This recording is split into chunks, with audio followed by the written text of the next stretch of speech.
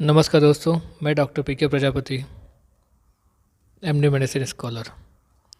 आज अपन बात करेंगे एचआईवी एड्स के बारे में। एचआईवी क्या होता है, एड्स क्या होता है, उसमें क्या क्लिनिकल फीचर्स मिलते हैं, क्या इन्वेस्टिगेशन है, क्या डायग्नोसिस है और उसकी क्या मैनेजमेंट है।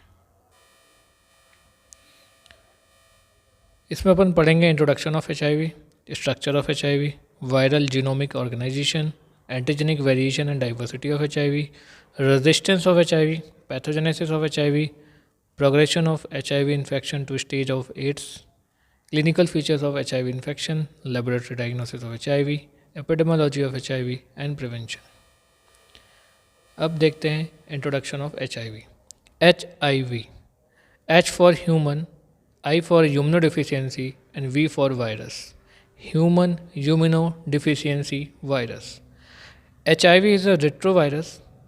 HIV एक retrovirus है that attacks the immune system, जो कि इम्यून सिस्टम को अटैक करता है। ठीक है, इट्स जेनेटिक मटेरियल आरएनए होता है जो कि डीएनए में कन्वर्ट होता है।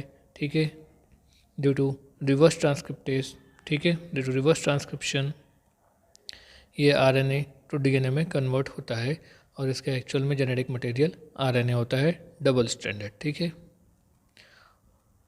जैसे जैसे समय बीतता है वैसे वैसे एचआईवी में जो है इम्यून सिस्टम बॉडी का जो है ख़त्म होने लगता है, कम होने लगता है, जिससे वो बीमारियों से लड़ने, वायरस से लड़ने की क्षमता उसकी कम होती जाती है। ठीक है, so over the time immune system and body loses its ability to fight the virus. HIV can be understand by simple way. एचआईवी को सिंपल तरीके से समझा जा सकता है, जैसे H for human means infecting human being। ये किसको इन्फेक्ट कर रहा है? ह्यूमन बीइंग को इन्फेक्ट करता है। ठीक है, I immunodeficiency means decrease or weakness in body's ability to fight off infection and illness। यहाँ पे बॉडी की इम्यूनिटी, बॉडी की एबिलिटी वीक हो जाती है, कमज़ोर हो जाती है, जिससे वो इन्फेक्शन और बीमारियों से लड़ नहीं पाती। V for virus, virus means a pathogens have ability to replicate only inside living cells। Virus ऐसा पैथोजेंस है जो सिर्फ लिविंग सेल्स के अंदर ही रेप्लिकेशन होता है, मल्टीप्लिकेशन होता है और जिंदा रहता है। ठीक है, स्ट्रक्चर ऑफ एचआईवी देखेंगे तो स्ट्रक्चर ऑफ एचआईवी में जो है सबसे पहले इसका अंदर जो है आरएनए, दो आइडेंटिकल आरएनए रहता है। ठीक है, उसके बाद में ये ग्रीन कलर का राउंड, ठीक है, ग्रीन कलर का जो है रिवर्स ट्रांसक्रिप्टेज है। ठीक है, रिवर्स ट्रांसक्रिप्टेज एंजाइम होता है जो कि इसको कन्वर्ट करता है बाद में डीएनए में, जब ये बॉडी के अंदर, जब ये ह्यूमन बॉडी के अंदर एंटर करता है और ह्यूमन बॉडी का में जो CD4 सेल्स हैं उसके अंदर जब एंट्री करता है, फिर इसका होता है रिवर्स ट्रांसक्रिप्शन। ठीक है, और ये आउटसाइड की जो लेयरिंग है, ठीक है, ये कैप्सिड है। ठीक है, जेनेटिक मटेरियल आरएनए, ठीक है, आरएनए के सराउंडिंग में जो लेयरिंग है उसको कैप्सिड बोलते हैं, और उसके बाद जो लेयरिंग है उसको वायरल एनवेलप बोलते हैं, और उनसे जो लगा हुआ है वो ग्लाइकोप्रोटीन अटैचमेंट प्रोटीन है। GP140 इसमें अटैच रहता है। ठीक है, ग्लाइकोप्रोटीन GP140। अब देखेंगे GP140 और GP41, ठीक है, दो जो है वायरल जेनेटिक प्रोटीन रहता है। ठीक है, उसके आउटर साइड लेयर में। ठीक है, ये क्या करता है? CD4 है, CD4 सेल्स जो रिसेप्टर हैं, CD4 रिसेप्टर्स वहाँ पे चिपकने में हेल्प करता है। ठीक है, उससे बाइंडिंग में हेल्प करता है GP120 प्रोटीन। ठीक है, अब बात करते हैं antigenic variation and diversity of HIV. Antigenic variations जो एचआईवी में होता है, ठीक है, तो मॉलिकुलर और एंटीजेनिक डिफरेंस जो है के बेस पे एचआईवी के दो स्ट्रेन होता है, टाइप 1 एंड टाइप 2। ठीक है, original isolates of HIV and related strains present all over the world belong to HIV type 1। जो एचआईवी टाइप 1 है ये world all over the world पाया जाता है।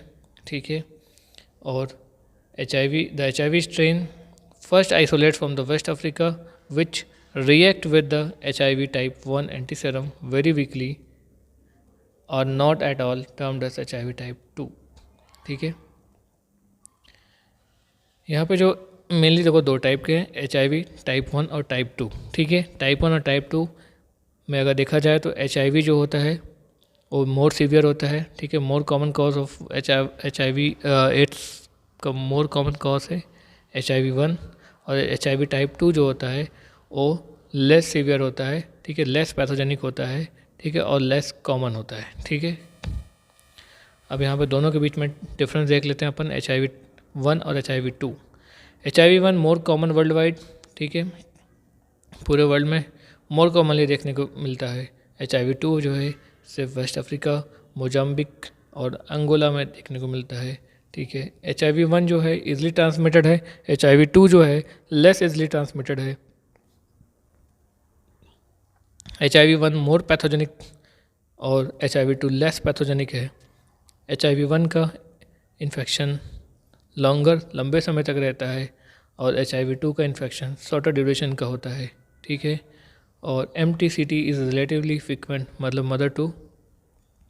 मदर टू चाइल्ड ट्रांसमिशन जो है ज़्यादा फ्रिक्वेंटली होता है HIV1 में, और कम रिलेटिवली रेयर देखने को मिलता है HIV2 में। ठीक है,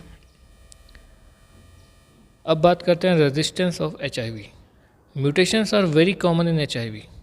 HIV में म्यूटेशंस बहुत ही कॉमन है।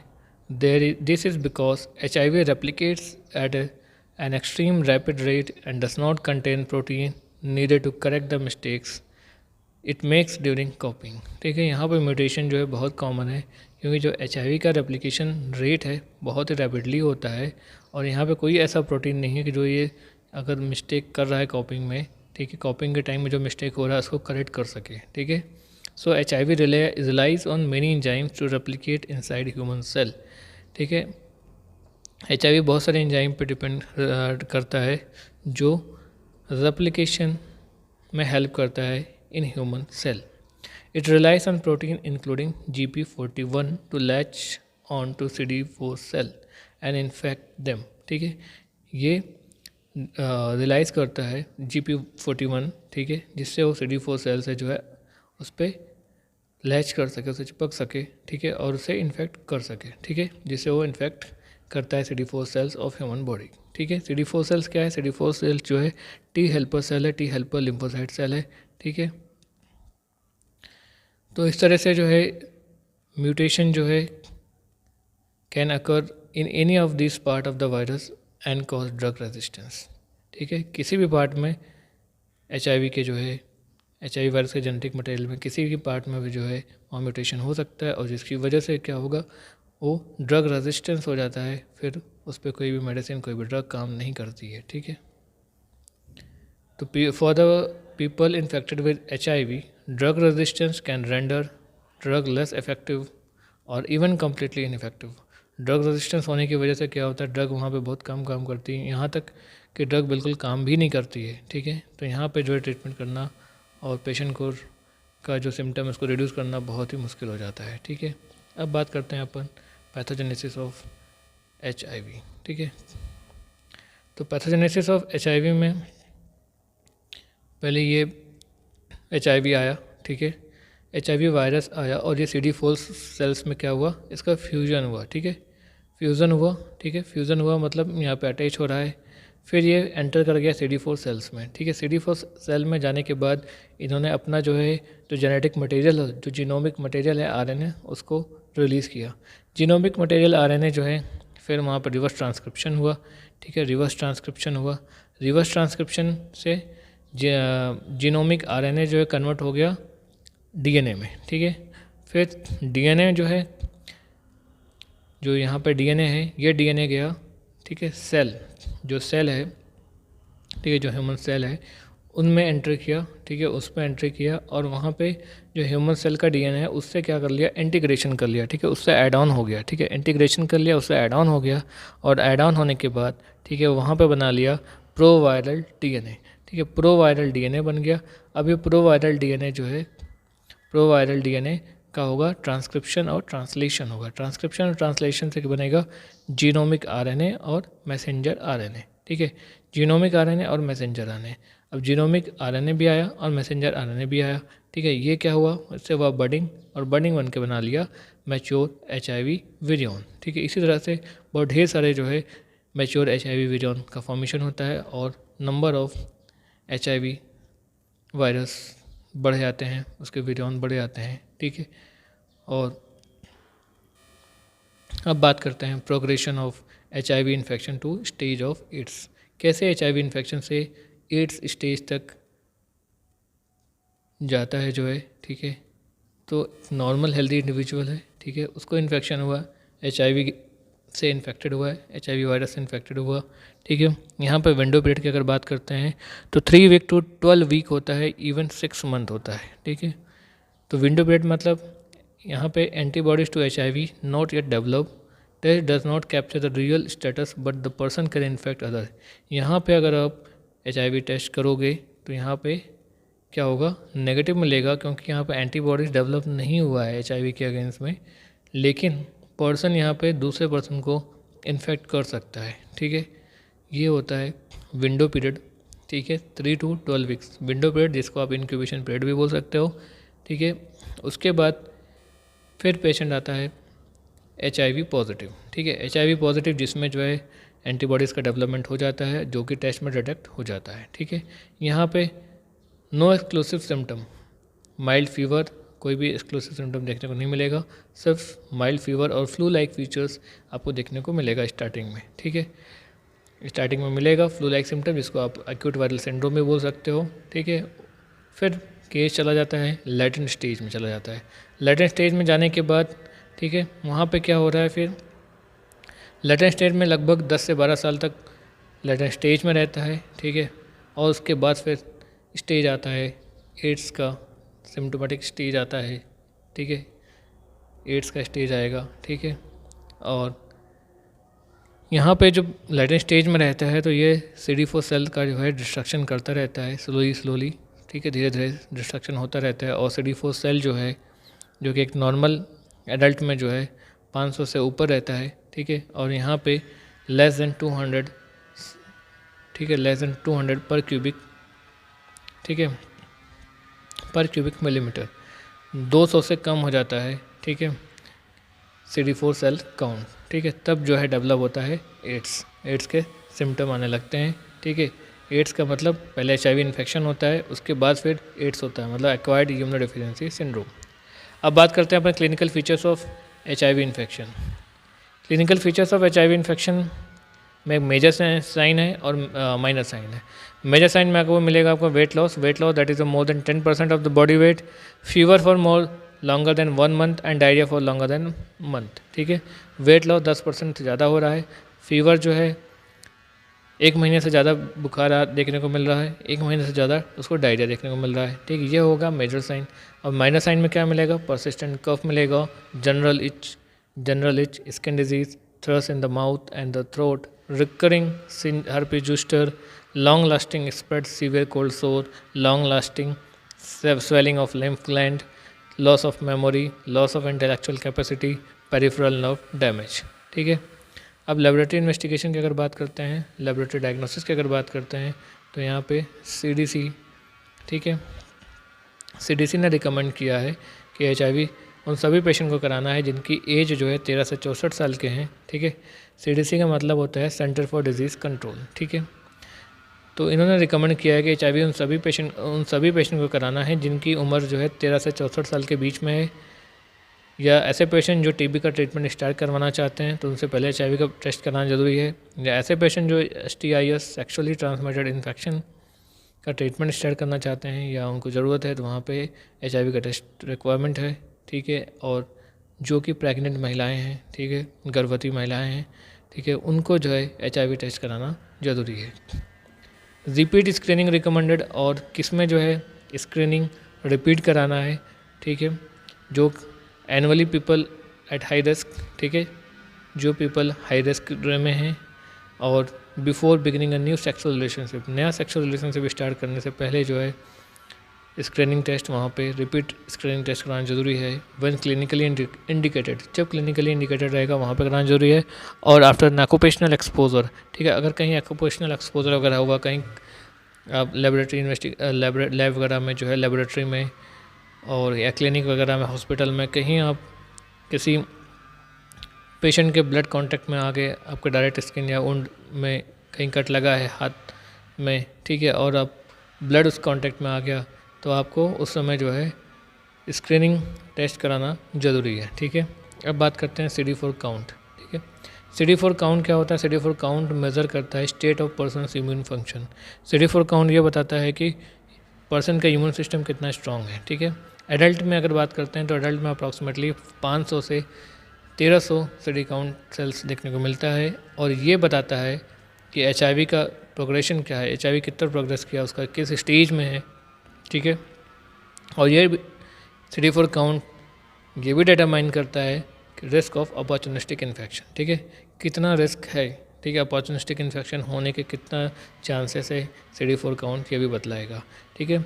जितना CD4 काउंट सेल कम होगा उतना ज़्यादा अपॉर्चुनिस्टिक इन्फेक्शन होने के चांसेस ज़्यादा रहेगा, ठीक है। और CD4 काउंट ये भी गाइड करेगा कि ये भी डिसीजन लेने में हेल्प करेगा कि आपको एंटी रेट्रोवायरल थेरेपी लेना है या नहीं लेना है, ठीक है। अब नेक्स्ट टेस्ट है वायरल लोड, ठीक है। वायरल लोड जो है डिटेक्ट करता है अमाउंट ऑफ वायरस प्रेजेंट, कितना वायरस प्रेजेंट है। High viral load increases the risk for the disease progression and HIV transmission. ज़्यादा वायरल लोड होगा तो डिजीज़ का प्रोग्रेशन ज़्यादा होगा, HIV का ट्रांसमिशन ज़्यादा होगा, ठीक है। वायरल लोड मॉनिटर करता है इफेक्टिवनेस ऑफ ART, ठीक है, ART एंटी रेट्रोवायरल थेरेपी कितना इफेक्टिव है, ठीक है, उसको मॉनिटरिंग में हेल्प करता है वायरल लोड टेस्ट, ठीक है। And viral load test is helpful for the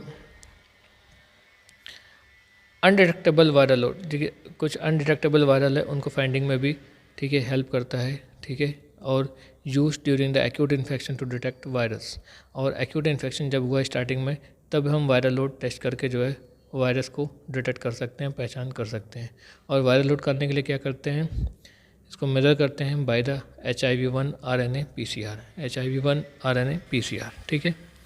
देखो ये लगभग 5 से 10 साल का पूरा प्रोसेस होता है, ठीक है, पूरा एड्स डेवलप होने में, ठीक है। स्टार्टिंग में जब HIV वायरस आया, ठीक है, बिगिनिंग में कोई भी सिम्टम नहीं आया, कोई भी वेट लॉस नहीं हो रहा है।